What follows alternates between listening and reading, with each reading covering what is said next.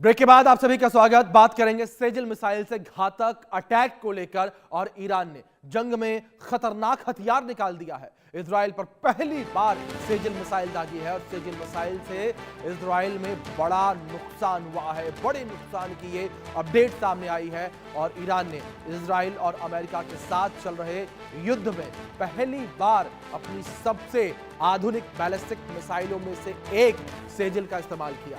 Iran ने Israel को Sejal ballistic missile से निशाना बनाया और यह मिसाइल ईरान से सिर्फ 7 मिनट में इजराइल के तेल अवीव तक पहुंच सकती है।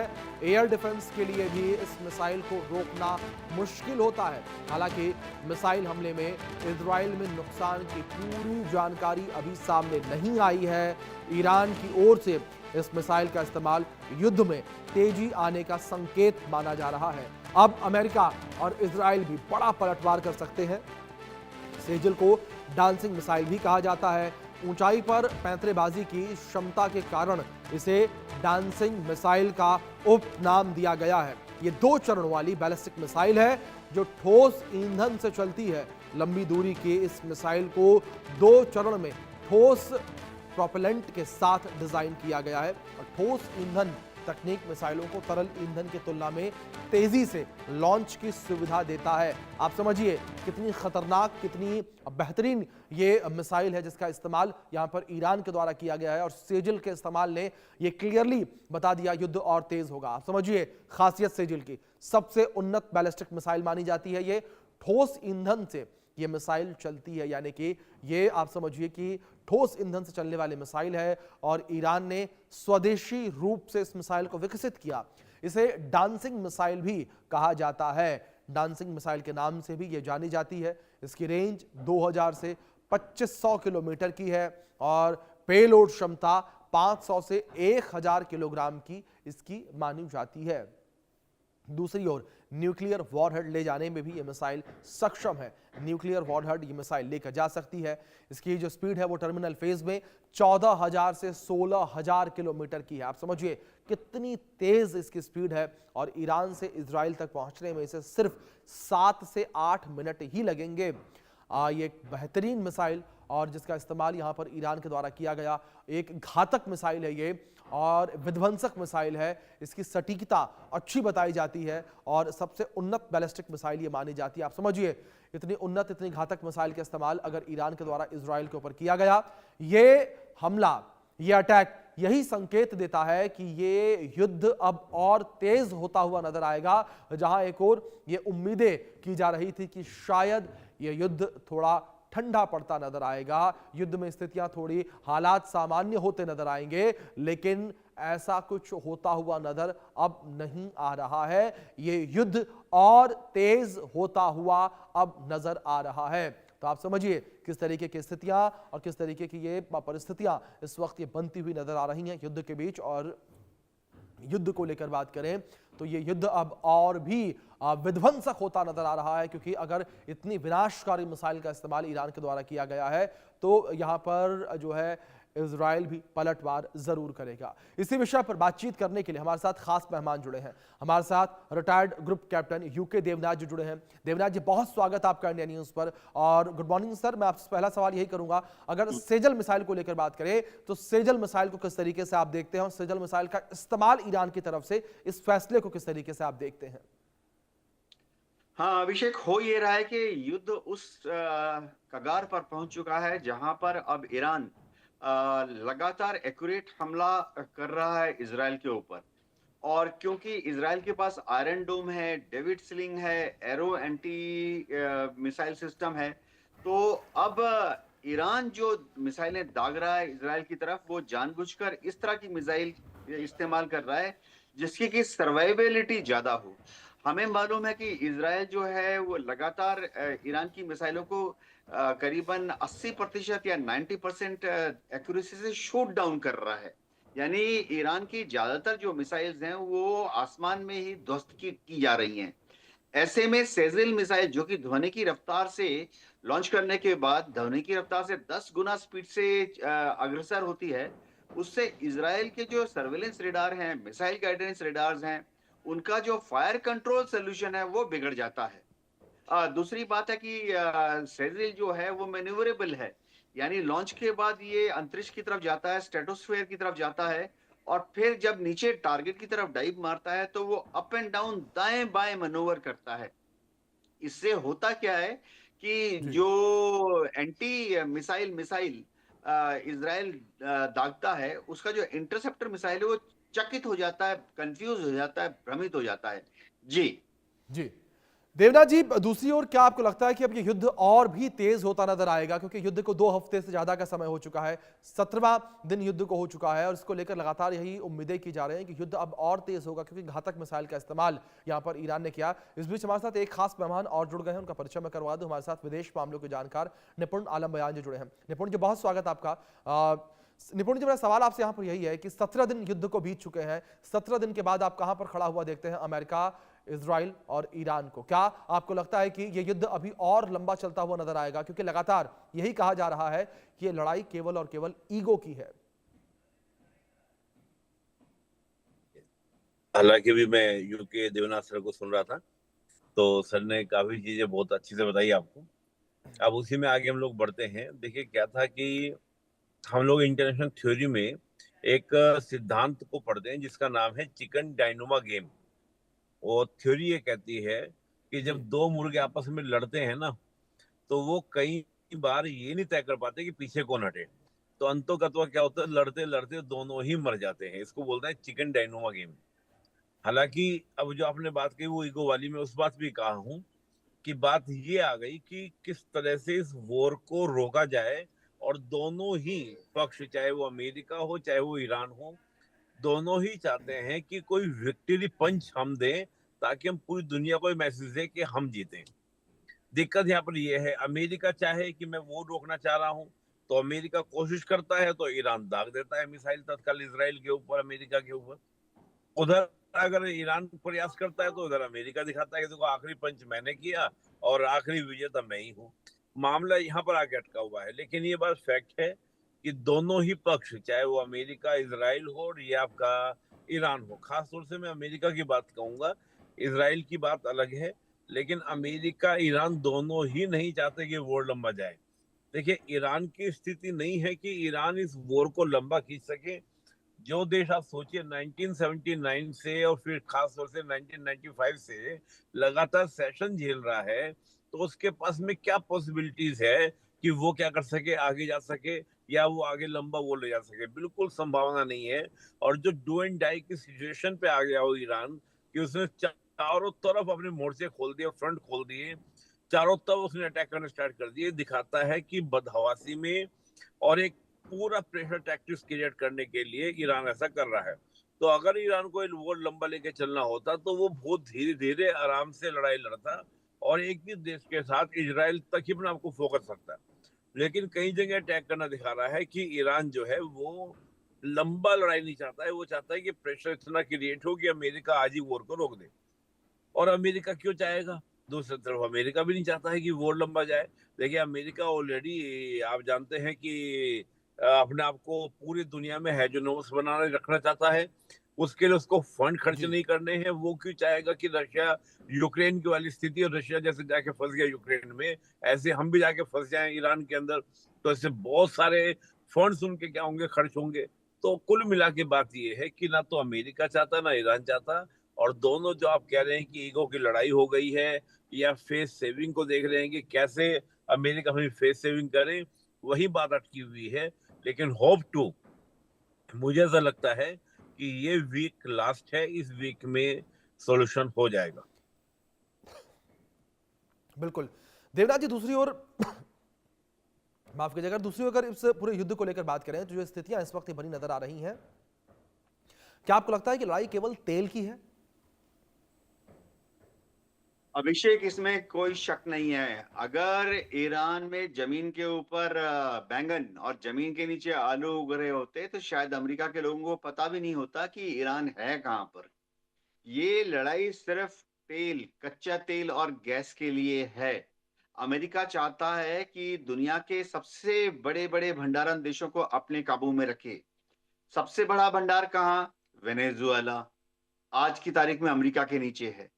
दूसरा सबसे बड़ा भंडार कहाँ? सऊदी अरेबिया, दशकों से अमेरिका की जेब में है।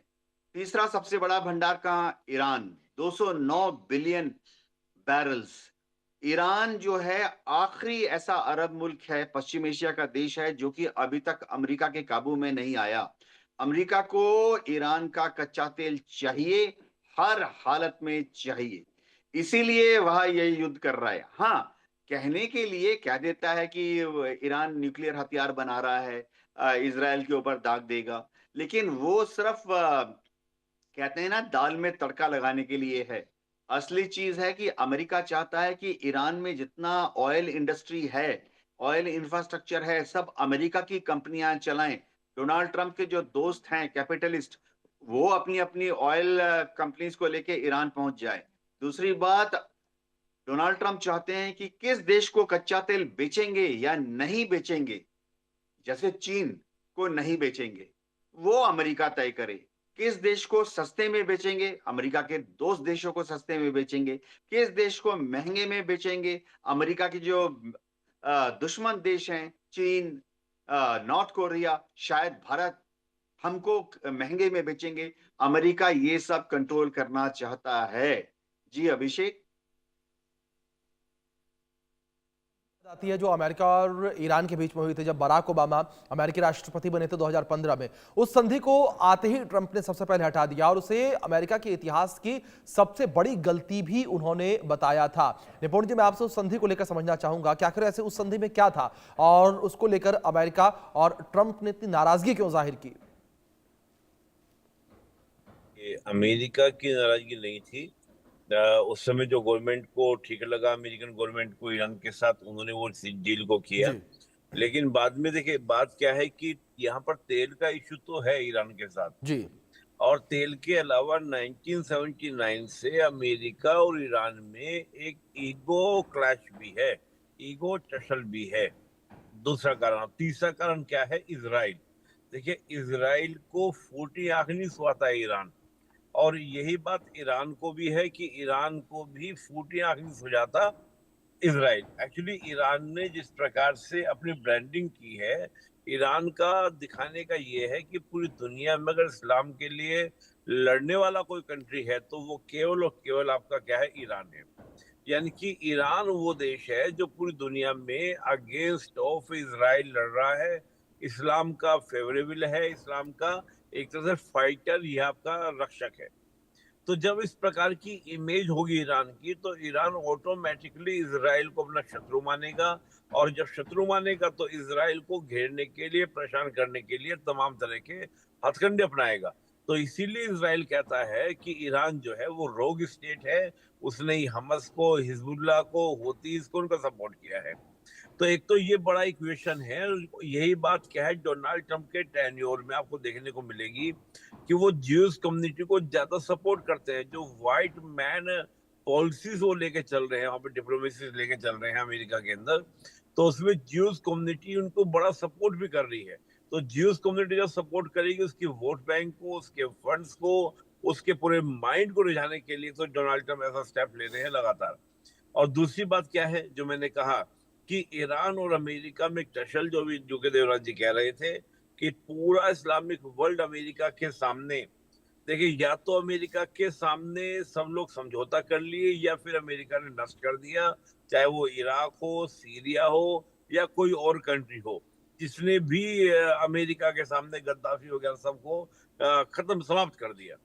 तो अब केवल ईरान एक ऐसा देश था जो अमेरिका के सामने चैलेंज करता था, और अमेरिका की जो बड़ी योजनाएं हैं, जैसे हम जानते हैं सुएज कनाल का एक अल्टरनेट रूट बनाने का प्रयास कर रहा है लगातार अमेरिका और इजराइल। तो उसमें अगर कोई चैलेंज करेगा अमेरिका को तो वो ईरान करेगा। तो अमेरिका जी के लिए उस हिसाब से भी, और ईरान का तो तेल का तो आप जान ही रहे हैं, तेल का किसी तरह से कंट्रोल जो है वो अमेरिका के हाथ में रहे। तो जब ये उस तरह का जो समझौता किया गया था, जो आपने प्रश्न किया, वो समझौता उन लिहाज से हम देखें तो वो बेटर नहीं था। उस समय तत्काल जो ओबामा गवर्नमेंट थी उनको लगा कि ठीक है, हम एक समझौता करके, क्योंकि देखिए डेमोक्रेट और रिपब्लिकन दोनों का ही सोचने का तरीका अलग है। डेमोक्रेट थोड़ा सा कोऑपरेशन की बात करते हैं, पर रिपब्लिकन जो है वो हमेशा हैड्रोनोमस की बात करते हैं, तो बहुत सारे रीजन रहते हैं जिनके कारण ये सब चलता रहता है। जी जी, बिल्कुल। यूके देवनाथ जी, दूसरी ओर जिस तरीके से ये स्थितियां युद्ध की बनी नजर आ रही हैं, इन स्थितियों के बीच लगातार ये भी कहा जा रहा है कि ये लड़ाई अमेरिका के लिए साख की लड़ाई है, क्योंकि अमेरिका भले ही सुपर पावर बन चुका है, लेकिन अमेरिका की इकोनॉमी एक तरीके से आने वाले समय में गिरती हुई इकोनॉमी है, और इस इकोनॉमी को बचाने के लिए अमेरिका को तेल चाहिए, और वो तेल अमेरिका इकट्ठा कर रहा है ताकि वो एक सुपर पावर बना रह सके। यही कारण, जिस तरीके से पहले आपने जिक्र किया, वेनेजुएला के ऊपर अटैक किया, निपुण जी ने भी यही जिक्र किया। और अगर टॉप 5 विश्व के देशों को लेकर बात करें जिनके पास कच्चे तेल का भंडारण है, उसमें ईरान भी शामिल है। अभिषेक, हो ये रहा है कि अमेरिका को मालूम है कि अगर दुनिया पे कंट्रोल रखना है तो एनर्जी सोर्सेस पर जी और भविष्य में रेयर अर्थ मिनरल जिस जिस देश में मिलता है उन पर कंट्रोल रखना पड़ेगा। जी इसका बहुत बड़ा रीजन है कि अमेरिका क्या करता है कि दुनिया में जहां भी कच्चा तेल हो या गैस हो वहां पहुंच जाता है, और फिर उसकी जो पेमेंट वाली इकोनॉमी है वो सिर्फ उस देश को बाध्य कर देता है कि वो सिर्फ और सिर्फ डॉलर में होंगे। अब होता क्या है कि दुनिया में जहां भी कच्चा तेल निकलेगा, छोटा सा देश है ब्रुनई, अगर निकलेगा तो उसकी पेमेंट सिस्टम सिर्फ सिर्फ डॉलर में होगी। दूसरी चीज है, अमेरिका शर्त क्या रखता है कि वो डॉलर रखे कहाँ जाएंगे। उनका उस डॉलर को किसी बैंक में तो रखना पड़ेगा ना। सऊदी इतने डॉलर कमा रहा है, billions and billions dollar. America की शर्त होती है कि वो अमेरिकन बैंक में रखे जाएंगे। जी तो इससे क्या होता है कि दुनिया भर में कच्चा तेल जो बिकता है, डॉलर से देश खरीदने वाला होता है, डॉलर से सऊदी बेच रहा होता है। अब तीसरा एंगल ये भी समझना पड़ेगा कि क्योंकि सऊदी को अमेरिका या अभी भविष्य में जो भी समझे ईरान का कच्चा तेल, क्योंकि उसको डॉलर में ईरान को बेचना पड़ेगा, तो जो देश खरीद रहा है, जैसे भारत खरीद रहा है, पाकिस्तान खरीद रहा है, इंडोनेशिया खरीद रहा है, उनको डॉलर अर्न करना पड़ेगा। जी ये है कैच। अगर भविष्य में किसी को कच्चा तेल खरीदना है सऊदी से या ईरान से, समझिए जापान को खरीदना है, तो जापान के पास डॉलर होने चाहिए, तो डॉलर अर्न करना पड़ेगा। तो वो जब डॉलर कमाना पड़ेगा जापान को या ऑस्ट्रेलिया को ताकि वो कच्चा तेल खरीद सके डॉलर में पेमेंट करके, तो पूरी दुनिया की जो इकोनॉमी है, खरीदने वाले डॉलर में खरीद रहे हैं, बेचने वाले डॉलर में बेच रहे हैं, वो बैंक में जमा करने वाले, इन्वेस्टमेंट करने वाले सिर्फ डॉलर में जमा कर रहे हैं अमेरिकन बैंक में। तो ये अमेरिका का एक प्री नियोजित, आयोजित लेकिन छुपा हुआ इकोनॉमिक वेपन सिस्टम है। जी निपुण जी, दूसरी ओर जो युद्ध इस वक्त देखने को मिल रहा है, इस युद्ध को लेकर आपको क्या लगता है? क्या आपको लगता है कि ईरान पीछे हटेगा? क्योंकि जिस तरीके से लगातार ये दावे अमेरिका के द्वारा किए जा रहे हैं कि ईरान पूरी तरीके से खत्म हो चुका है, ईरान की टॉप लीडरशिप खत्म हो चुकी है। देखिए, ईरान उस सिचुएशन में है कि हम तो मरेंगे, तुम्हें ले मरेंगे। जी ये कहता ना, हम तो मरेंगे सनम, लेकिन तुम्हें भी ले मरेंगे। उस कंडीशन में आके ईरान फाइट कर रहा है। और देखिए, ईरान जानता है कि अगर मैं ऐसे फाइट किया तो हम बचेंगे, अन्यथा हमारे बचने की कोई भी चांसेस नहीं है। जी और ईरान के देखिए टॉप लीडर, मुझे लगता है कि अमेरिका यही सोचता था कि हम अगर टॉप लीडरशिप को टारगेट करेंगे तो उसके बाद क्या होगा कि ईरान के अंदर एक पूरा प्रोटेस्ट होगा, तमाम तरह की एक अस्थिरता, एक क्योस उत्पन्न होगा, और उस क्योस में वहां पे आपका रिजीम चेंज हो जाएगा। लेकिन ऐसा होता अब नहीं दिख रहा है, बल्कि जो प्रेजेंट उनके बाद जो बने सुप्रीम लीडर है या गवर्नमेंट है, वो लगातार अपने आप को क्या कर ले रही है, मैनेज कर ले रही है, चीजों को बेटर तरीके से चलाने का प्रयास कर रही है। लेकिन एक बड़ी बात यह है कि जब हम ईरान के बारे में बात कह रहे हैं कि ईरान की स्थिति इस प्रकार की बनी हुई है, तो ईरान भी इस बात को जानता है कि मैं किस कंडीशन में आके फाइट कर रहा हूँ। फाइट ऐसी है कि हम मरने के लिए तैयार हैं, लेकिन मरने के बाद अगर आप युद्ध जीते तो आप क्या जीते। जो अभी 4 दिन पहले ईरान ने अपने यहाँ पर एक योजना लागू की है कि हमने पूरे ईरान को 31 जोन में बांट दिया है, और 31 जोन के ही 31 कमांडर बना दिए गए हैं, जिनको फ्री हैंड दे दिया गया डिसीजन लेने का। उसका मकसद यही था कि ईरान के अंदर कुछ भी हो, अगर ईरान में तेहरान में कंट्रोल कर लेता है अमेरिका, तो 30 जो जोन है वो लगातार अमेरिका से फाइट करते रहे। अब सारी लड़ाई कहाँ पर होगी? ईरान की धरती पर होगी। तो ईरान तो समाप्त हो जाएगा। अब उसके बाद आप लड़ते रहो 10 साल 20 साल, आप देखिए इराक में लंबी लड़ाई चली, अफगानिस्तान में लंबी लड़ाई चली, आप बताइए वियतनाम में चली, कोई एक देश आप बता दीजिए जहां पर इस प्रकार की फाइट्स हुई।